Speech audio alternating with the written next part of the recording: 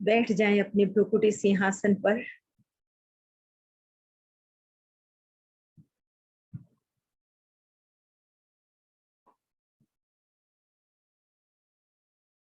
और जैसे जगत को देखते हो वैसे खुद को देखो। लौट चले अपने भीतर, बन जाए खुद के ही दृष्टा, खुद की साक्षी।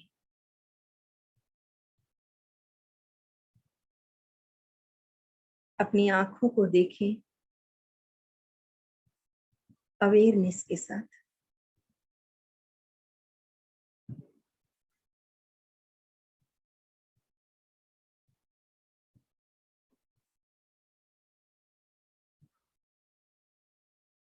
तो आंखें अलग दिखने लगेंगी।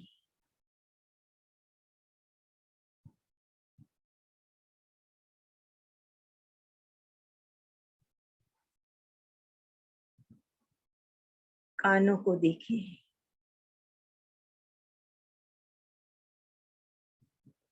तो दिखने लगेंगे।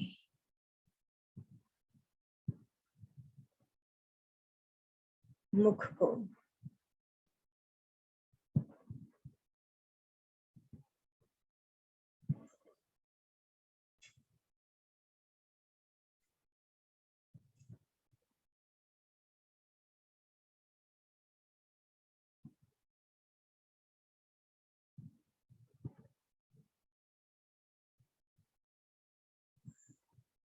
आपने अनुभव किया होगा जब भी हम इस अवेयरनेस को बढ़ा लेते हैं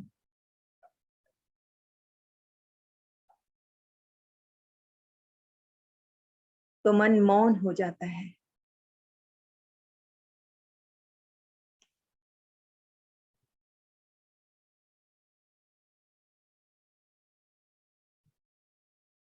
फिर कहना नहीं पड़ता कि ये मन टिकता ही नहीं।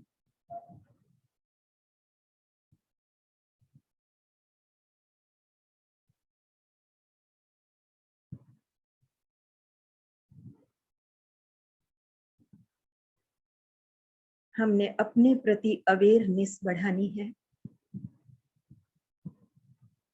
और यही मेडिटेशन का मुख्य लक्ष्य है।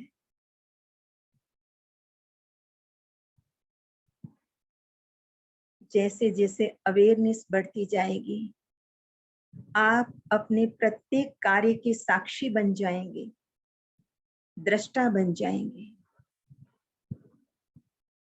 तो अपने आप डिटैच हो जाएंगे।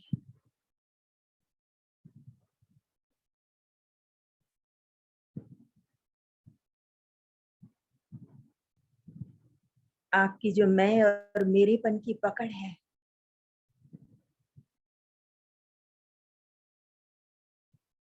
प्रयोग करके देखना, छूटती चली जाएगी। छोड़ना नहीं पड़ेगा, छूट जाएगी। फिर जो भी आपके सामने आएगा, चाहे वो परिस्थिति हो, चाहे कोई व्यक्ति हो, चाहे कोई वस्तु हो, चाहे आपके अपने विचार ही क्यों ना हो, उनके प्रति जो एक पकड़ थी, मैं और मेरेपन की जो स्टैंप थी, वो छूटती चली जाएगी।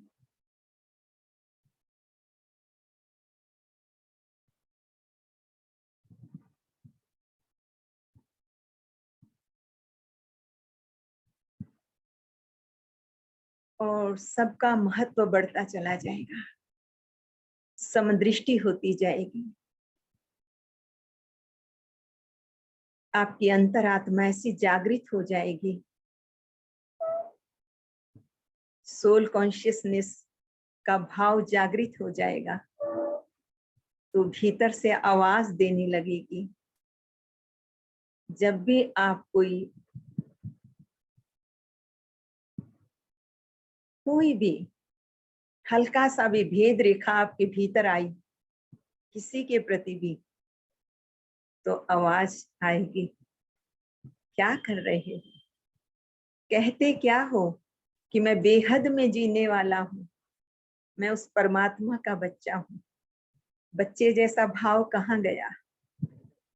वो उच्च परमात्मा के साथ जो बातें करते हो एकांत में बैठ के, वो कहाँ गई प्रैक्टिकल? भीतर से आवाज आएगी। जो शोर था, बाहर का शोर, भीतर का शोर, प्रारंभ में एक सुंदर ध्वनि में परिवर्तित हो जाएगा। श्रेष्ठ संकल्पों में परिवर्तित हो जाएगा।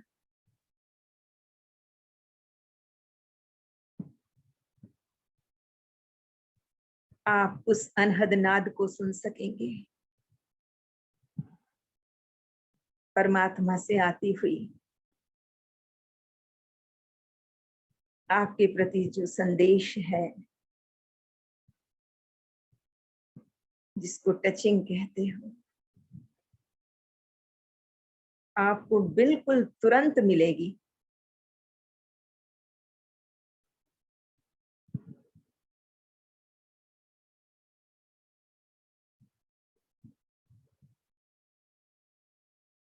तीन बार ओम ध्वनि करते हैं।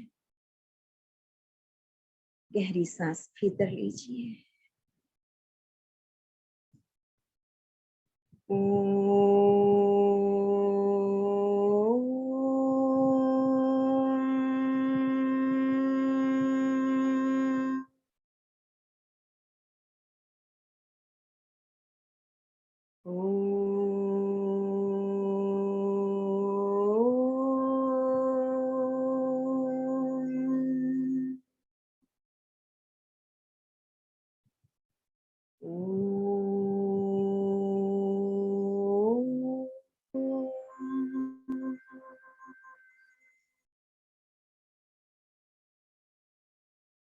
शांति शांति शांति।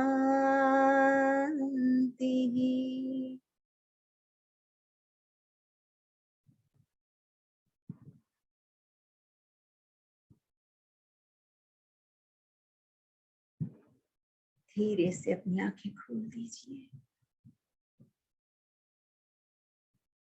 और उपस्थित हो जाएं उस परम पिता परमात्मा के महावाक्य सुनने के लिए।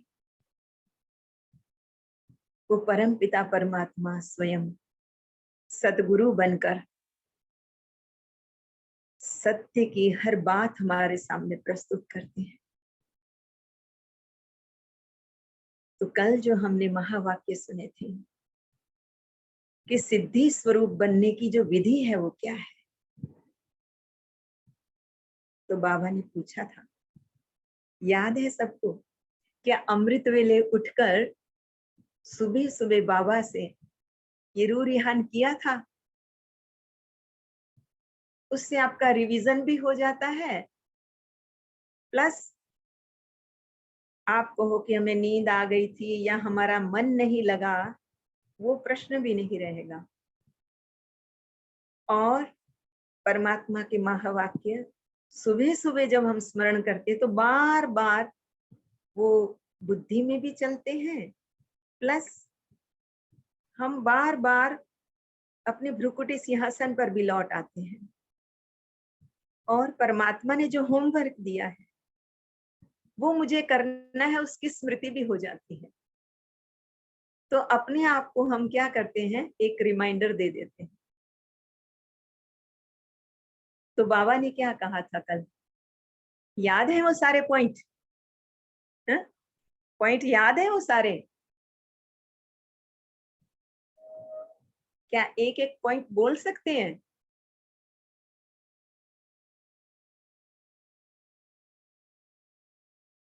चलो प्रारंभ मैं कर देती हूँ।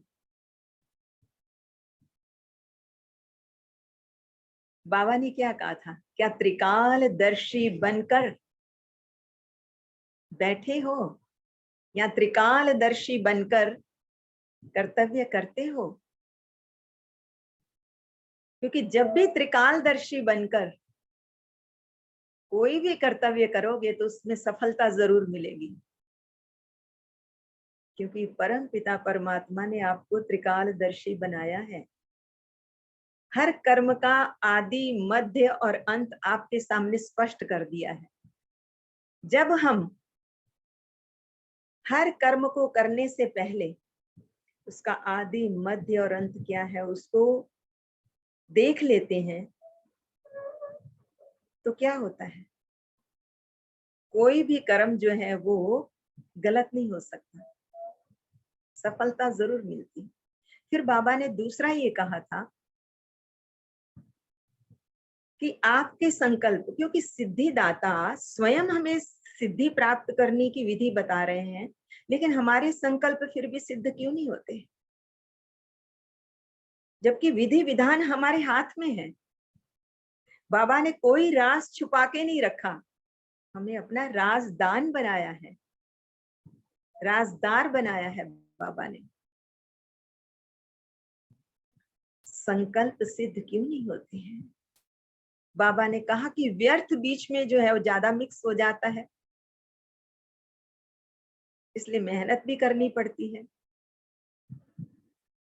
तो मेहनत ज्यादा करते हैं लेकिन रिजल्ट उसके अकॉर्डिंग नहीं आता, तो अब क्या करेंगे, जो व्यर्थ है उसको कम कर देना है। अच्छा, केवल व्यर्थ कम करना है नहीं, लेकिन जो समर्थ है उसको बढ़ाते जाना है, तो सिद्धि स्वरूप बन ही जाएंगे।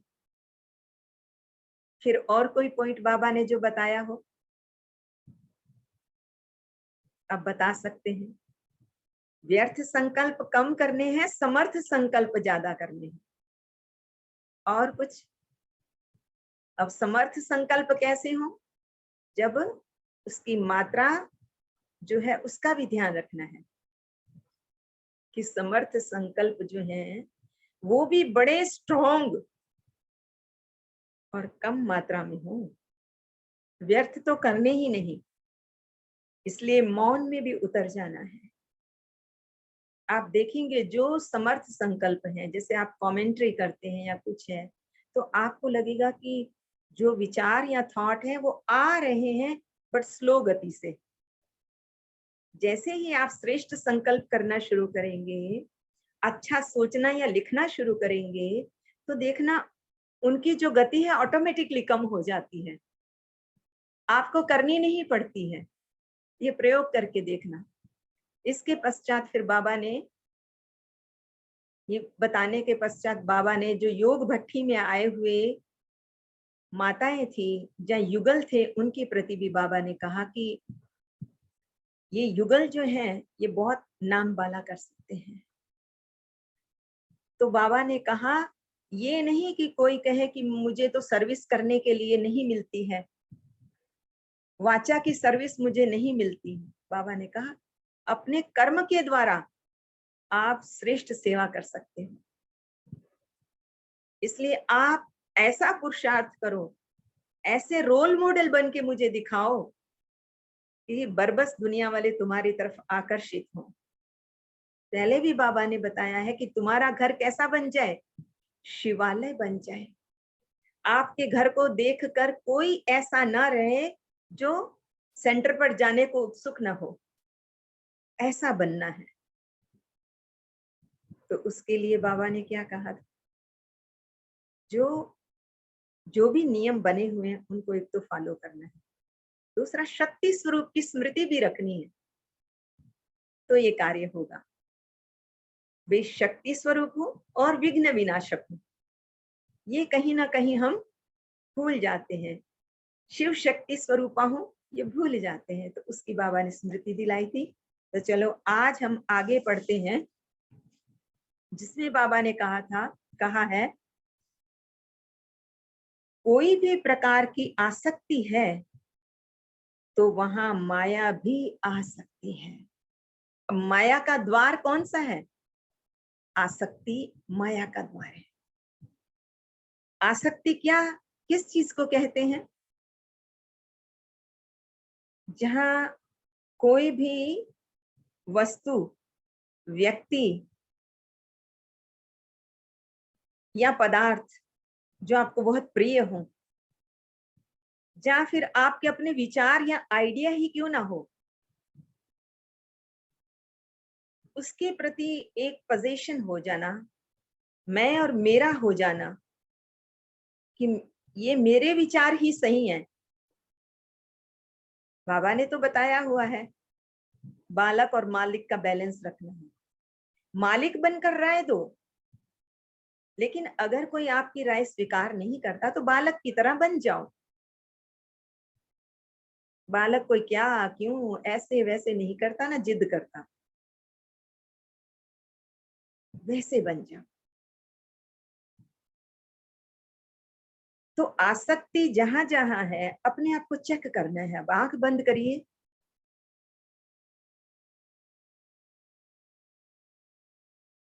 देखिए आपका मन कहाँ जाता है, किसकी स्मृति पहले आती है? किसी कार्य की आती है, या किसी व्यक्ति की आती है,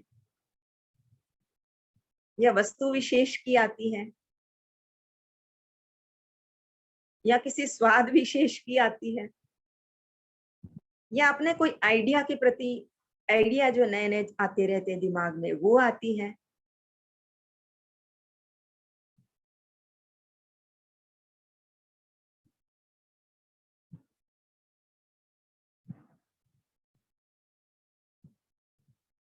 खोल दीजिए अपनी आंखें। हर एक ने जाना होगा कि मैं जब आंखें बंद करके बैठता हूं तो मेरा मन कहाँ जाता है।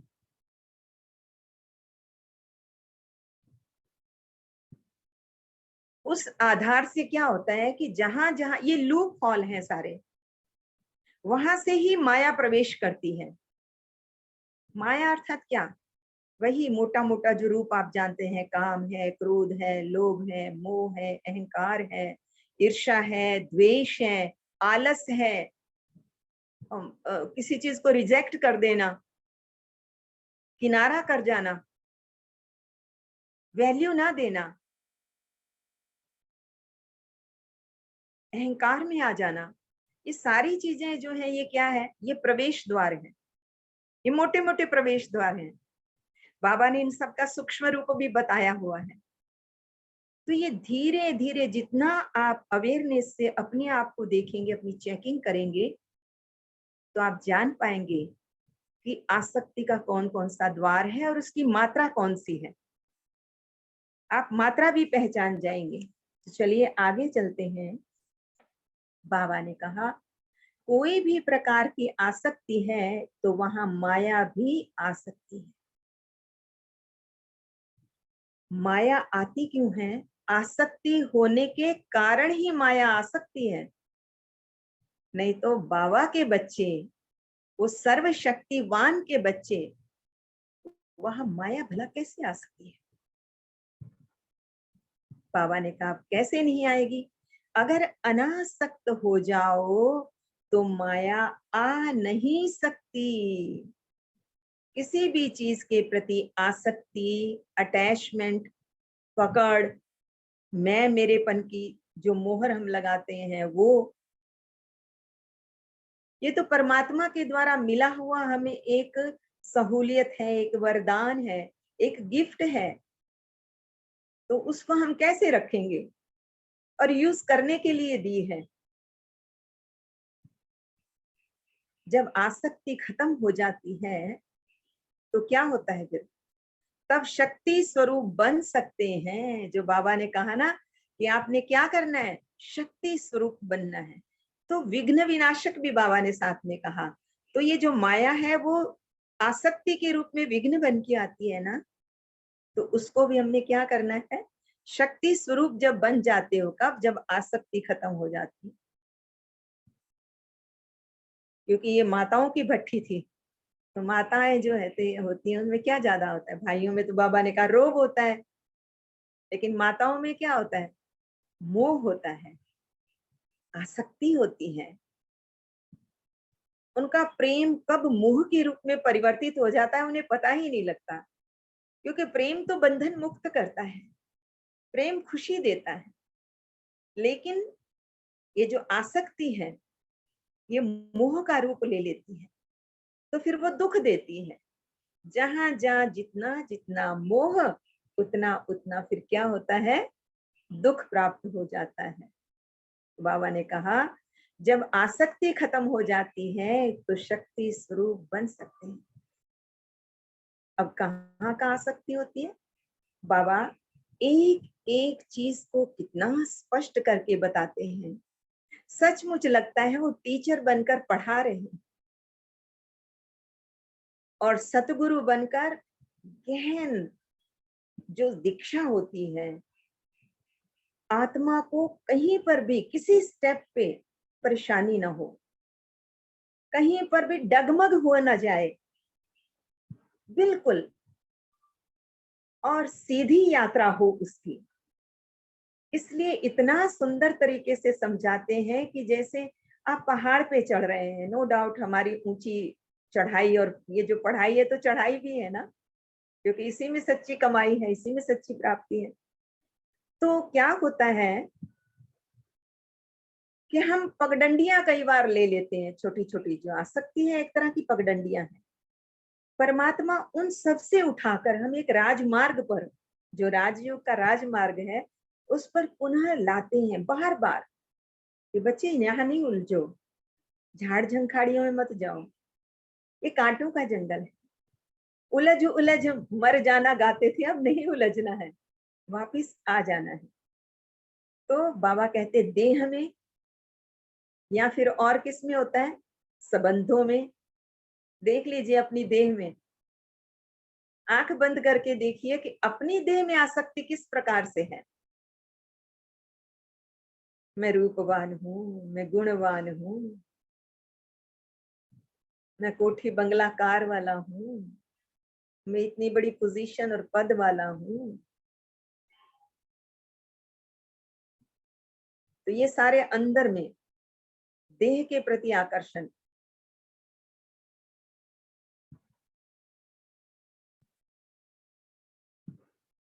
अपने ही रूप रंग पे आसक्त हो जाते।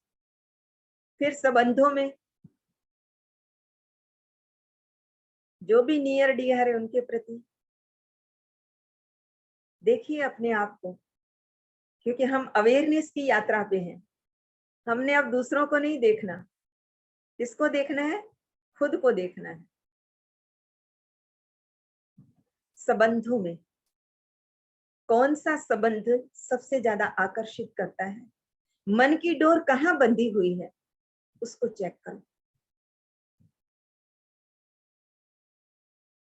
कर लिया चेक?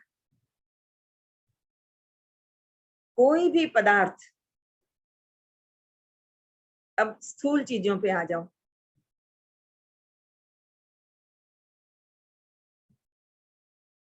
चेक करो, देखो अपने को, मैं कहाँ बंधा हुआ हूँ। क्योंकि बाबा कहते कहाँ भी अगर आसक्ति है तो माया भी आ सकती है, क्योंकि ये सारे उसके दरवाजे हैं। और जो भी चोर होता है या ठगने वाला होता है, क्योंकि माया के लिए क्या कहा? माया महाठगिनी हम जानी। तो ये महाठगिनी है, बहुत रूप बदल कर आती है, हम पहचान नहीं सकते हैं कई बार।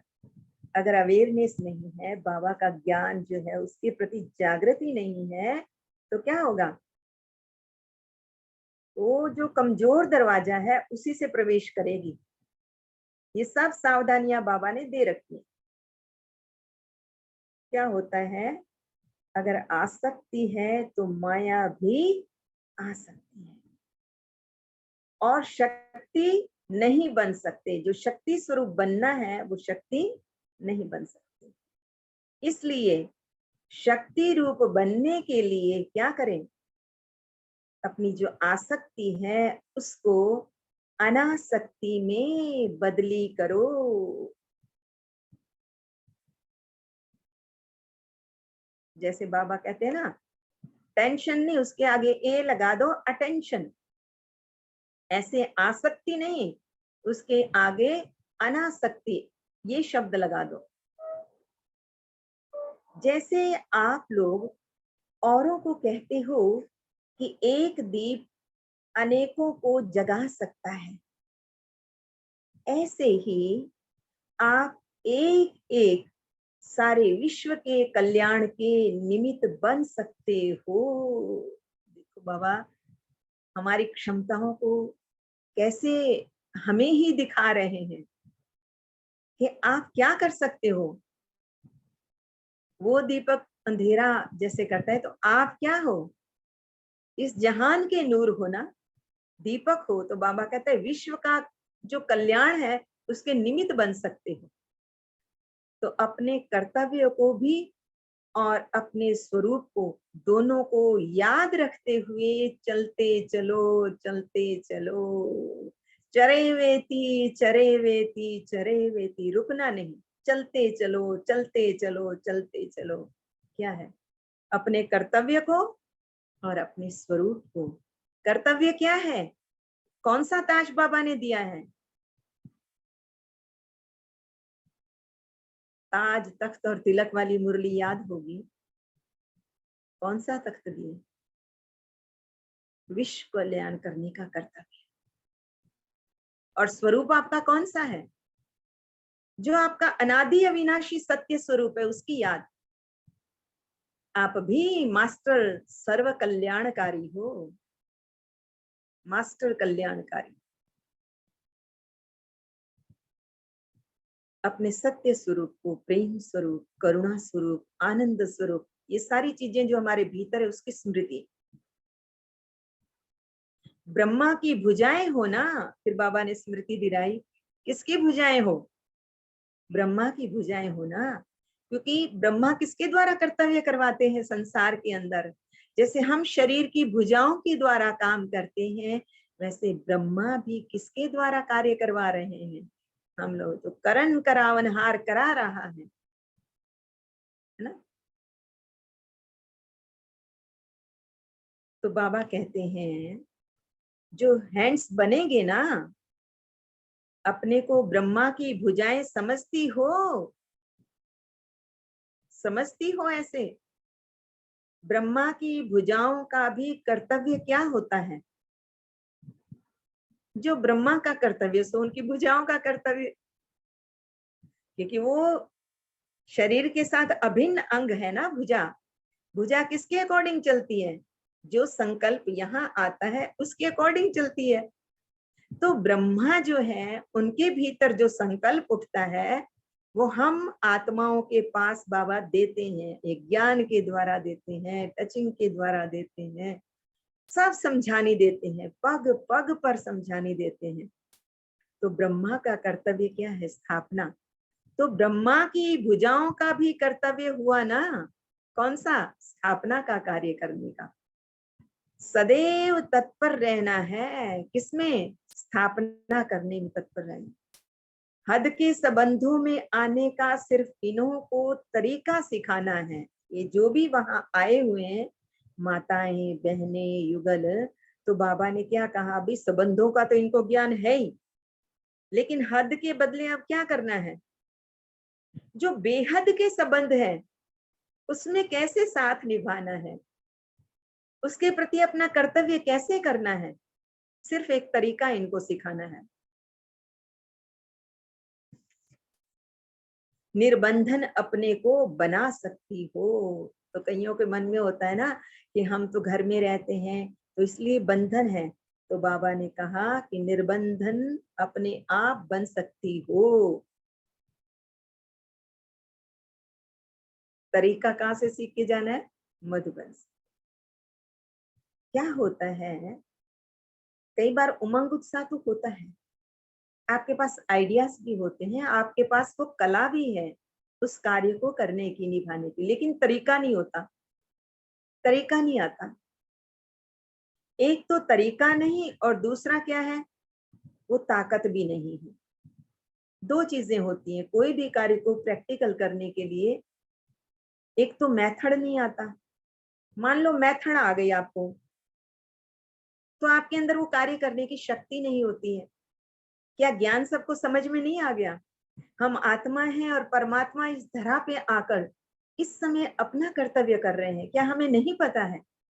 कितने सालों से ये बातें रोज मुरली सुन रहे हैं, क्यों नहीं वो हिम्मत आती है किसी को एकदम से हम कह सके या अनुभव करा सके?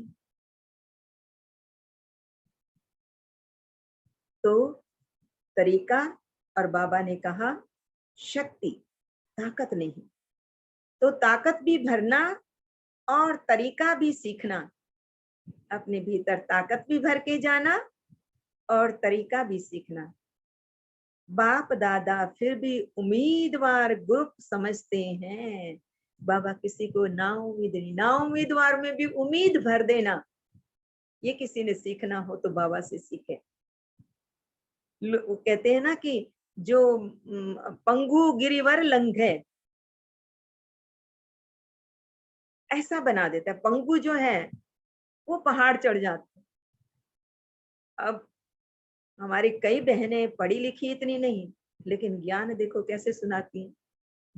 तो किसने गूंगे को ये बोलना सिखा दिया? किसने सिखाया? शेरनी शक्ति बनकर आंखों में आंखें गड़ा के बात करना, आत्मस्मृति में रह के बात करना। किसने बनाया ऐसा? शिव बाबा। क्योंकि उम्मीदवार ग्रुप है ना, तो अब देखेंगी कि हर एक अपने को कितना बार ऑफर करते हैं। कैसे पता लगे कि अब ये उम्मीदवार ग्रुप है? करके दिखाएंगे तभी ना। तो बाबा कहते हैं कि मैं अब देखूंगा, चेक करूंगा कितनी बार ऑफर करते हैं। अपने आप को खुद ही ऑफर करना है, ये नहीं कि कोई मुझे कहे तो मुझे कार्य करना है। आप ऑफर करिए, जहां जिसको जरूरत होगी वहां आपकी सेवा का उपयोग जरूर किया जाएगा। हो सकता है जिस सेवा के लिए आपने ऑफर किया किसी और को नियुक्त कर दिया हो उन्होंने, तो इसलिए कभी भी ऐसा नहीं समझना कि वो मुझे कहे तो मैं करूं। अपने आप को ऑफर जरूर करना है। तो बाबा कहते हैं जो ऑफर करेगा उसको क्या होगा? आफरीन उनको मिलती है जो स्वयं को खुद ऑफर करता है। तो अब क्या करेंगे सारे जो सुन रहे हैं? सेवा में अपने आप को ऑफर करना है। आश्रम में जाना, बहन जी से पूछना यज्ञ की कोई सेवा है मेरे लिए, क्योंकि ये यज्ञ है,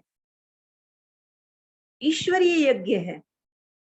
कोई साधारण व्यक्ति द्वारा, साधु सन्यासी द्वारा आयोजित यज्ञ नहीं है।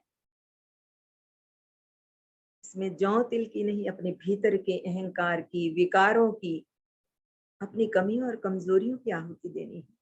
जितनी सेवा करेंगे उतनी ये आहुति बनकर आपके रास्ते में क्या करेगी? उन्नति का साधन बन जाएगी।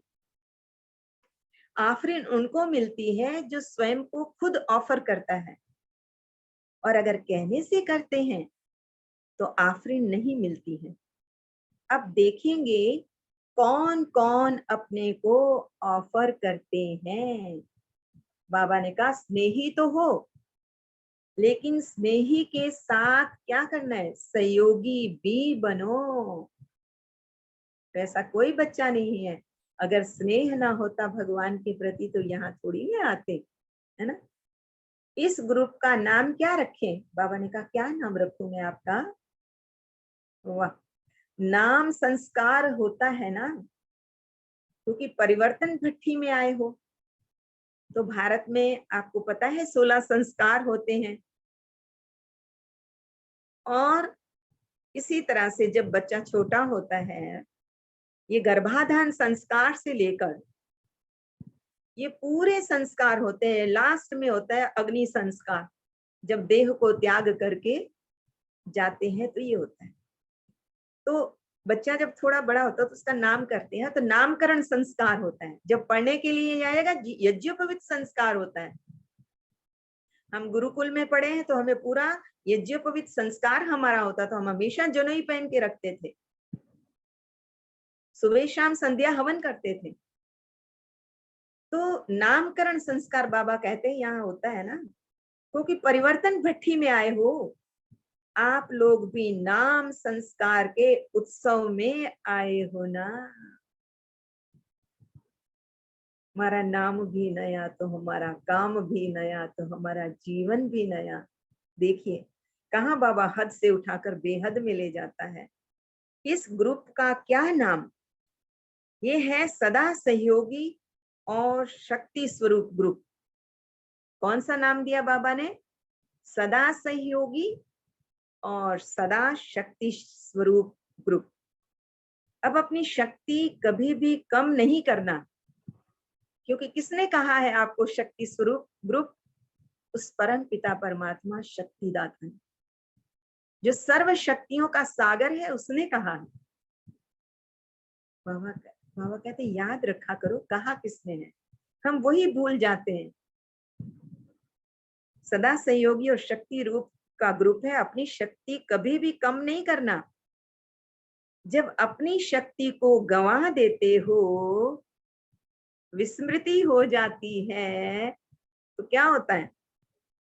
रावण भी देखता है कि ये अपनी शक्ति को गंवा बैठे हैं, इनके पास शक्ति है नहीं, तो वो क्या करेगा? वो खूब रुलाता है। तो आता है रोना। जब जब रोना आए ना किसी भी कारण से, तो क्या सोचना है, क्या कहना है अपने आप से? स्मृति दिलानी हो, वो रावण आ गया माया का प्रवेश द्वार, माया को हमने आने दिया। तो शक्ति गवाना अर्थात रावण को बुलाना। शक्ति गवाना अर्थात रावण को बुलाना। इसलिए कभी भी अपने शक्ति को कम न होने देना, जमा करना सीखो। और जमा कब होती है? अमृत वेले। अमृत वेले, अमृत वेले सच नाव वड़े आए विचार। ऐसे श्रेष्ठ कर्म करो जिससे ये शरीर रूपी वस्त्र भी बढ़िया मिले। कर्मी आवे कपड़ा नदरी मुख द्वार। कर्मों के आधार से ये शरीर मिलता है, नदरी मुख द्वार। और उसकी नजर हो जाए, उसकी मेहरबानी हो जाए, तो आपकी निगाह उसके दरबार की तरफ, उस परम पिता परमात्मा की तरफ चली जाती है। तो श्रेष्ठ कर्म करना है। तो बाबा ने कहा है कि जमा करना सीखो। तो जमा कैसे होता है? बाबा ने बताया ना, संकल्पों की शक्ति कैसे जमा करनी है, कैसे त्रिकालदर्शी होकर बैठना है, त्रिकालदर्शी होकर कर्म करना है। संकल्पों की मात्रा कम रखनी है, लेकिन श्रेष्ठ संकल्प करने हैं। व्यर्थ को कम करते जाओ और समर्थ संकल्पों को बढ़ाते जाओ। लेकिन अमृत वेले, बाबा ने कहा न केवल इस जन्म के लिए, लेकिन भविष्य 21 जन्मों के लिए शक्ति को जमा करना है। अभी से जमा करेंगे तो जमा होगा, क्योंकि हमारा एक एक क्षण बड़ा वैल्यूएबल है और वो बीत रहा है।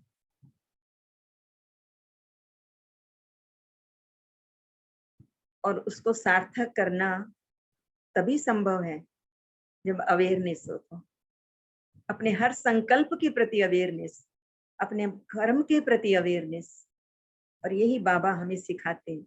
इसलिए सदैव यही सोचो कि जमा कितना किया है।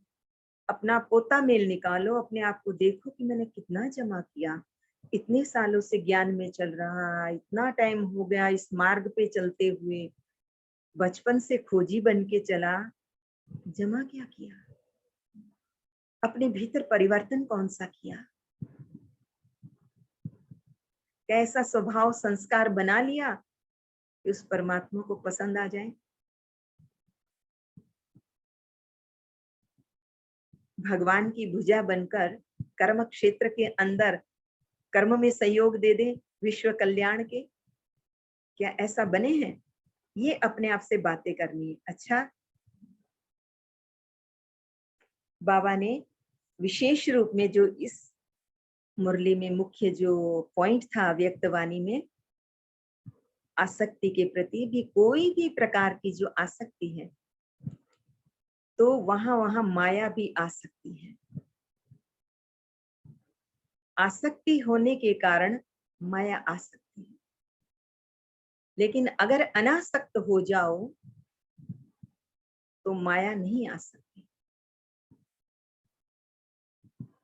जब आसक्ति खत्म हो जाती है तब शक्ति स्वरूप बन सकते हैं।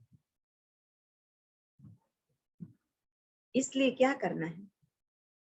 अपनी देह में, संबंधों में, कोई भी पदार्थों में, कहीं भी अगर आसक्ति है तो माया आ सकती है, और फिर शक्ति स्वरूप जो बनना है वो बन नहीं सकते। चलिए अभी बैठते हैं उस परम पिता परमात्मा की याद में, और जो आपने वाणी में सुना है उसी को भीतर धारण करेंगे। पुनः हम साक्षी स्वरूप में स्थित होने का ही अभ्यास करेंगे। तो चलिए गहरी सांस भीतर लीजिए, सीधे बैठेंगे, अपने मन और बुद्धि को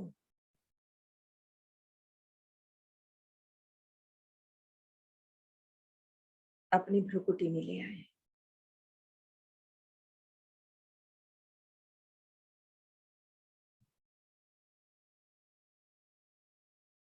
अवेयरनेस के साथ बैठे।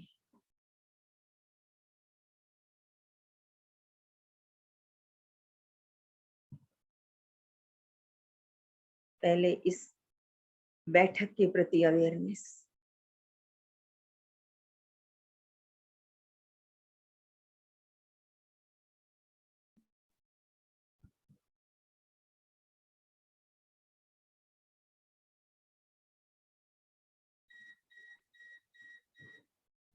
आती जाती सांसों को देखें।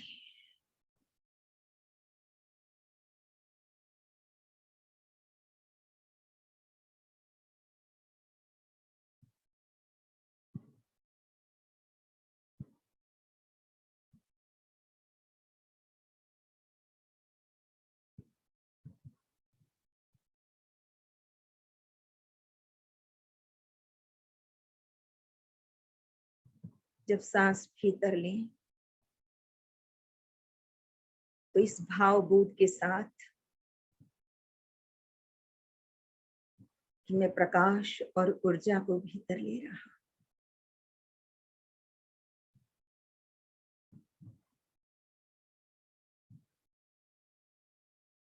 और जब उच्छ्वास बाहर निकाले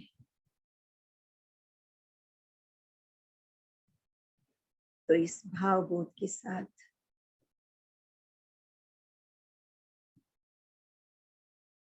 कि मेरे भीतर का जो देह भान है, जो आसक्ति है,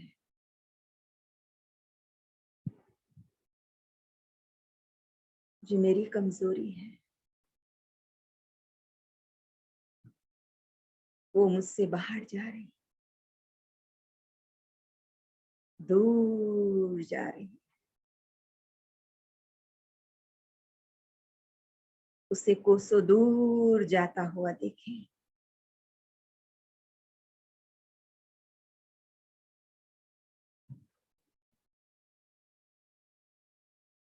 श्वास भीतर, प्रकाश भीतर,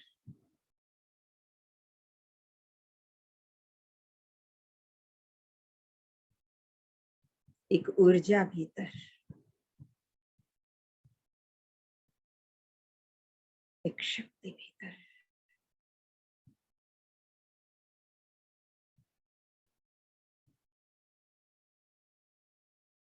श्वास बाहर,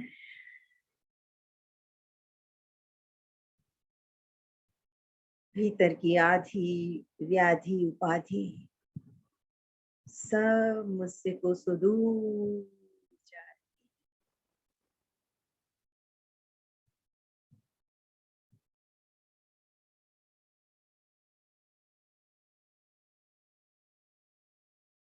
श्वास भीतर, प्रकाश भीतर,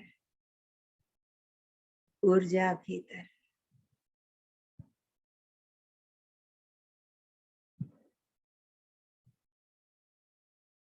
एक शक्ति भीतर।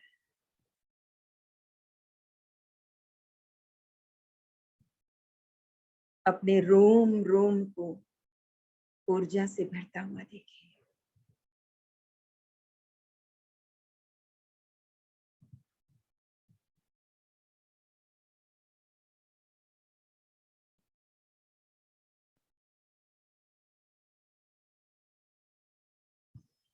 श्वास बाहर, सर्व कुंठाएं बाहर,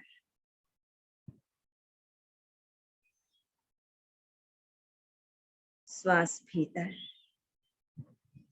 प्रकाश भीतर, एक ऊर्जा भीतर,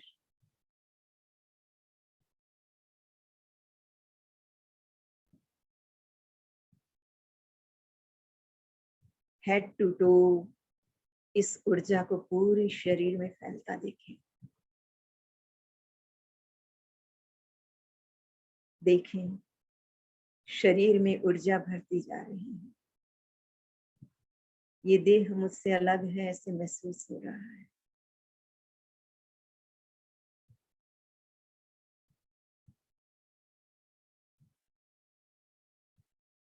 कुछ है, इसका बोध है, लेकिन शरीर का भान नहीं है।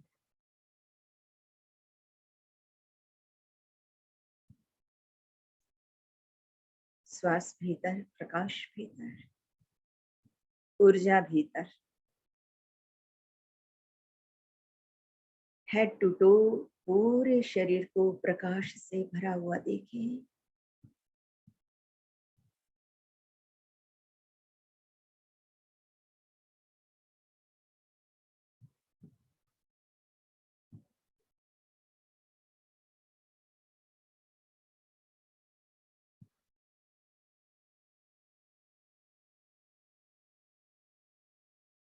अपने ब्रेन को देखें, उसके सेंटर में प्रकाश पुंज चमकता हुआ मणि देखें।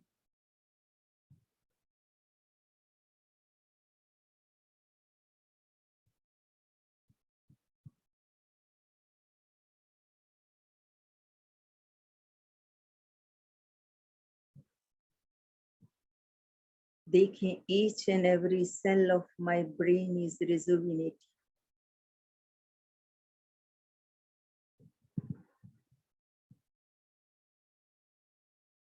देखिए अपने ब्रह्मरंध्र में उस मस्तक मणि, उस प्रकाश पुंज को जो ऊर्जा से भरा है, जो ओज तेज से भरा है, जो अजर अमर अविनाशी है, जो ईश्वर पुत्र है।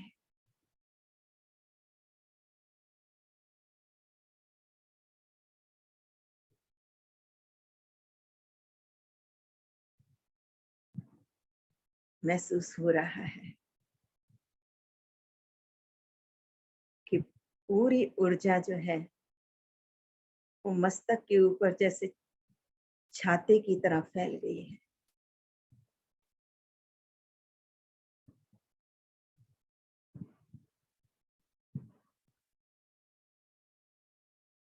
अब इमर्ज कीजिए सर्वशक्तिवान परम पिता परमात्मा,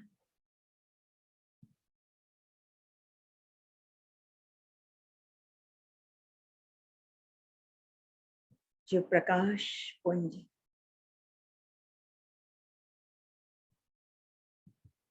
अनादि अविनाशी सत्ता है जो मेरे परम पिता है, जिससे मेरे सारे संबंध हैं। इस समय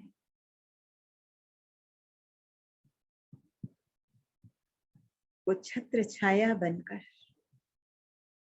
मेरे भीतर सर्व शक्तियों का प्लांटेशन कर रहे हैं, सर्व गुणों को मेरे भीतर उतार रहे हैं, ऊर्जा बनकर मुझ पर बरस रहे हैं। अपने भीतर इस ऊर्जा को धारण करते जाइए। हो जाइए सर्व पदार्थों से मुक्त, संबंधों से मुक्त। हो गए।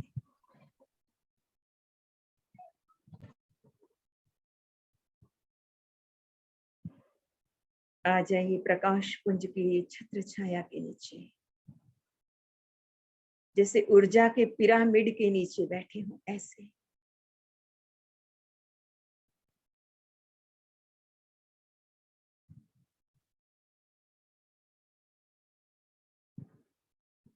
कुछ क्षण इस शांति का अनुभव करें,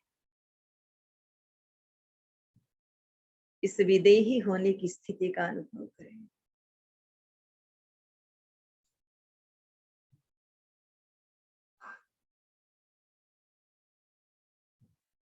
प्रकाश पुंज परमात्मा को नैनों में बसा लें।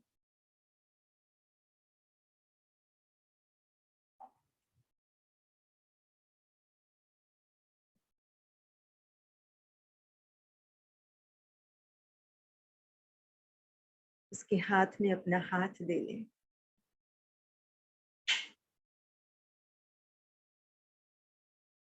निगाहों में समा लें।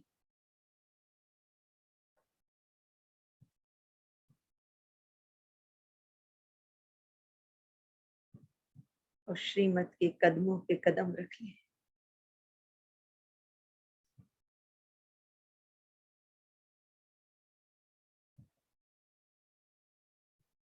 करें महसूस, भर लें अपने आप को इस ऊर्जा से, इस अविनाशी ऊर्जा से। बन जाइए अनंत के आशिक।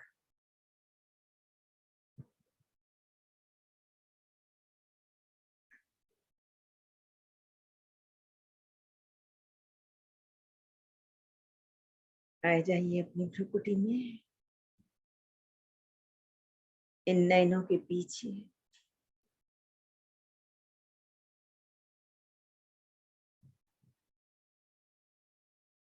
देखिए खुद को। 3 बार ओम ध्वनि करेंगे। गहरी सांस भीतर।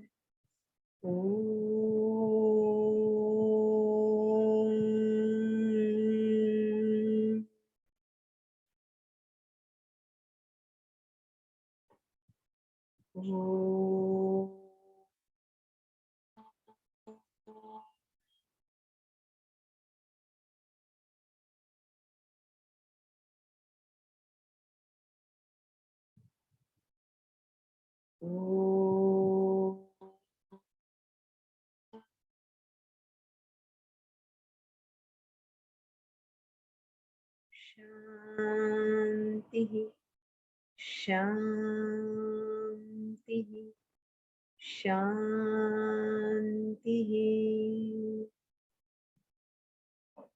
Now rub your both the hands, make it warm. Place over your head.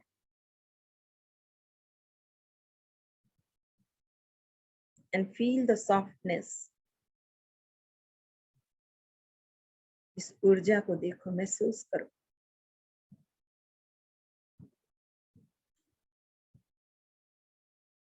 Rub again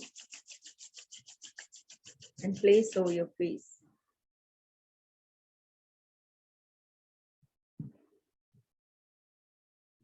धीरे से आंखें खोल दें।